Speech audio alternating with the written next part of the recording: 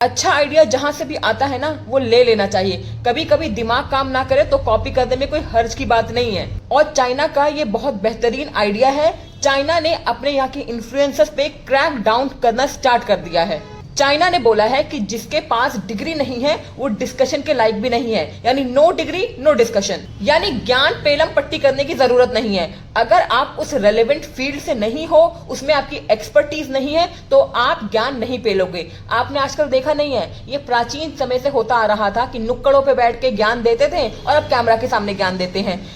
कोई भी उठ के ज्ञान दे रहा है और ज्ञान नहीं, इनको लोग फॉलो कर रहे हैं। और इंडिया में तो इतना बुरा हाल है कि रैम्पट इंफॉर्मेशन इतनी बढ़ गई है, कोई भी उठ रहा है health, law, defence, in sector में अपना ज्ञान पेल रहा है, चाहे उसकी एक्सपर्टीज, कोई डिग्री उस फील्ड से है ही नहीं। और सबसे इंपॉर्टेंट बात, ये सारे के सारे जो होते हैं वो पेड होते हैं। यस, पेड कैंपेन होते हैं। तो जो ये पैसा लेके आपको इंफॉर्मेशन दे रहे हैं, वो ये चीज खुद भी यूज नहीं करते, खुद फॉलो भी नहीं करते, बस क्योंकि वो स्पॉन्सरशिप होती है, पेड होता है, इसलिए वो आपको इंफॉर्मेशन देते हैं।